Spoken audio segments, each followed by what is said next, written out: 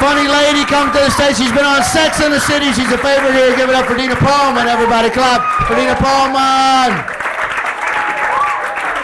A nice hand for Dick Henley. You all having a nice evening? Oh my. I've just been photographed. That was weird. Yes, I'll tell you a little bit about myself. I'm in kind of a weird predicament in my apartment. I have a neighbor, and I think he has a little crush on me, but it's very hard for me to tell because he's from Israel, and so he's naturally very subtle. Dina, why don't you come over? Fuck. What is he stimulating here? All the time he rubs. Come on, Dina, it will be fun for all of us, yes? You, me, Avram, Menachem. Come on, Dina, all the guys from the moving company. Let's go have a good time. They're all in moving. They're all, these Israeli guys, they're all professional movers. What is that? Why should that be? I mean, I don't understand it at all. Like, is it in the blood? You know, is it in the Israeli blood? Like, are there two guys in Israel tonight sitting on a rock in Tel Aviv, and one of them turns to the other and he says, you know what, Avram? I'm going to New York fucking City. I'm going to take it from here. I move it here. This will be my life. I will move items. And they do. They come and they move items. And they break your shit. They do.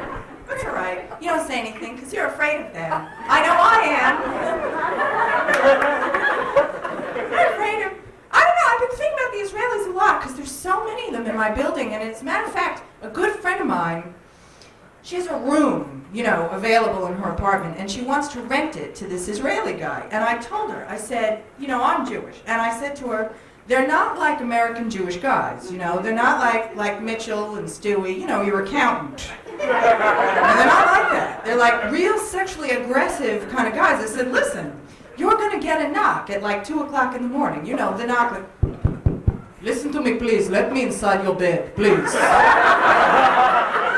Please, it's not normal for a man to sleep alone. Please, let me get inside the bed, please. Listen, I am man, you are a girl. Let me get inside, please. Hello, welcome back. Hello. She did a little flourish. My friend who is single is very lonely, and I can relate to that because when I was single, which was not too long ago, I was a desperate, oh my God, I was the most desperate, lonely girl in New York City. I can't even tell you. It's hard being single in New York. It was very hard to meet men in New York. It was much easier when you were in college, when I was in college, for me to meet a man, you know. As I recall, this was all I had to do to meet a guy in college. Watch closely. This was it. Oh my God, oh my God. I'm so wasted.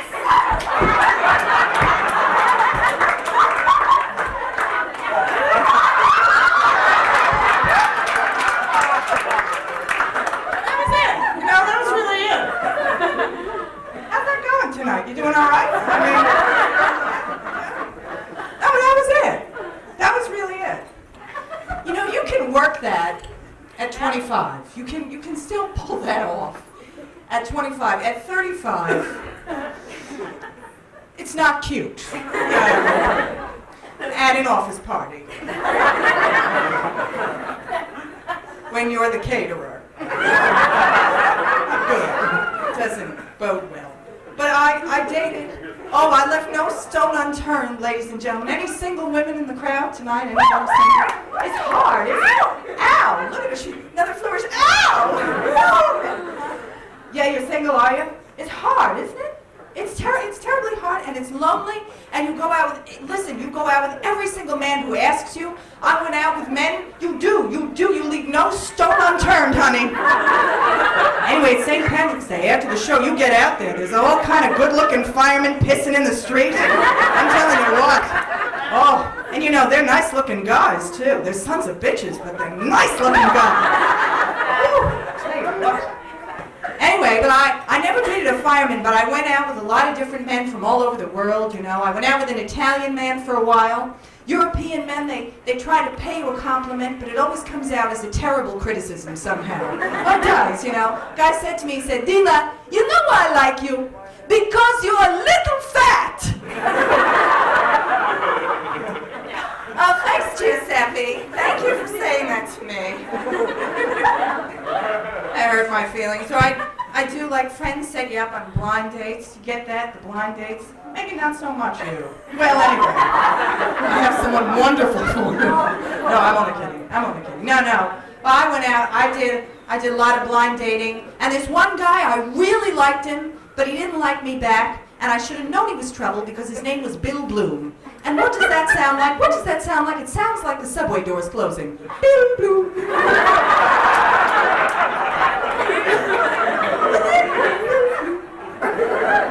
And as the doors did close, metaphorically, on our love.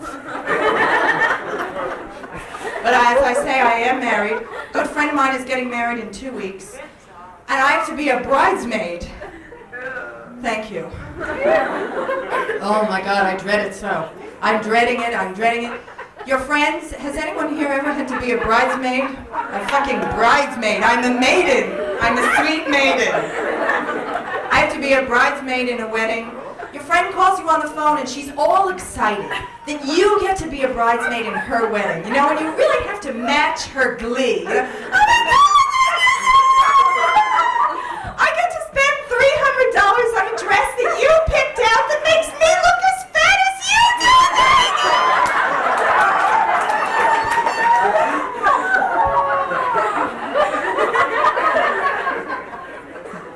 My friend tells me I'll wear the dress again. They always say that. Oh, no.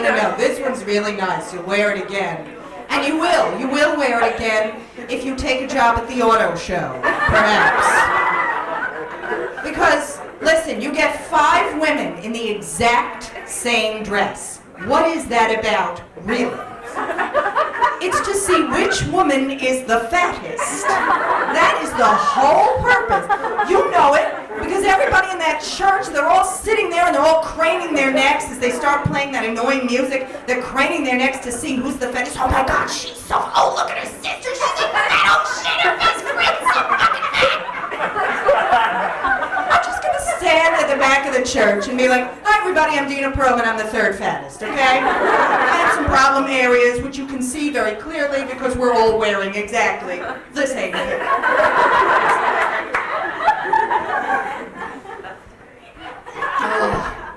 Wedding is in Staten Island. I know. Is anyone here from Staten Island? I knew you weren't, sir. Of course not. Of course not, because you're an upscale crowd. Oh, you have no idea what goes on there, ladies and gentlemen. You know what it's like? It's like going out to Buffalo or Albany or Kansas, only everybody has really heavy New York accents. I'm telling you, it's really weird. And the big thing about Staten Island, the thing I notice, it's really like Growing Up Gotti. You know, like it really is like that. That show Growing Up Gotti. The big thing on Staten Island are these name necklaces, you know? Have you seen these things? These name. What is that? Like these women, they get their names in these big scripts, very elaborate gold and diamond script letters. Denise! Right here.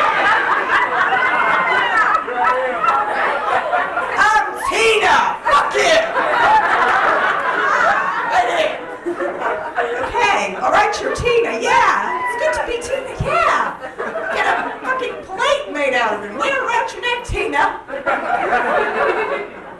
Even the girl that works in the 7-Eleven is like out doing Liberace, you know, in the bing, like an enormous amount of baubles and jewelry. This one was wearing a diamond ring. It was tremendous. And I was sort of teasing her about it. I said, my God, that rock is the size of my head. And she said, honey, this rock is bigger than your head, and you've got a big fucking head. And that also hurt. Hurt my tiny feelings.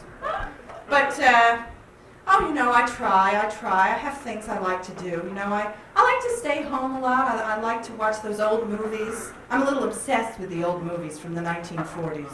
Anybody else like those old movies from back in the day?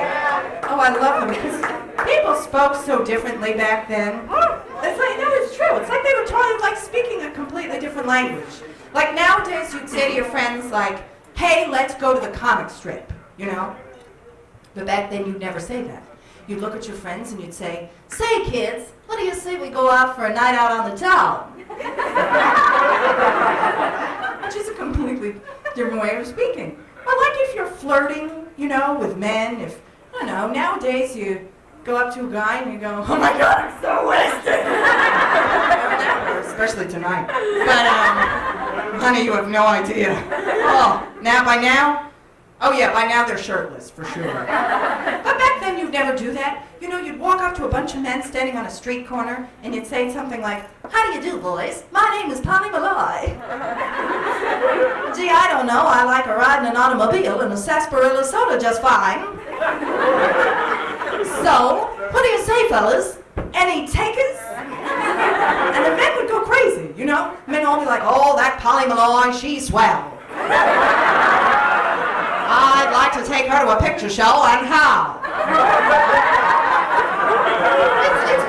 It's interesting. Also, like the old newsreels, you know. Back in the 40s, they could put a positive spin on the most tragic events. I noticed. Like one of the most tragic things I've ever seen on TV is, of course, the O.J. Bronco chase. It was horrible, you know. But back then, they wouldn't make it so grim and dire. They'd be like, "There's old J. Simpson and his good friend, Al Cowlings, out for a Sunday drive. What's that you say? It's only Tuesday? Well, nevertheless, there's nothing that clears a man's mind like taking to the open road. Look at all the cheering and waving from passerby." And then you'd see that old movie wave, you know, that newsreel wave that... No, there's no doubt about it. Everyone loves old J. Simpson. Go, old J, go. You know? But I noticed, like, when I get annoyed with my husband, like, I'll just stand there and yell and scream at him. But back then, women were so much more powerful. If a woman was angry with a man, she'd say, "Now, wait just a minute, Mr. Man about town, Mr. Jenny, come lately. I don't know who you are or what it is you're trying to prove, but whatever it is, I'll tell you this big fella, I don't like it. I've got a mind to tell you to go somewhere, and it rhymes with bell, and it ain't no well. Do you get the picture now? Say, hey, Mr. Whoozy-Wutsy, why don't you just go on now, go, see? Walk out the door. Just turn around now. You're not welcome anymore. I'm in a lovely crowd. Thank you so much.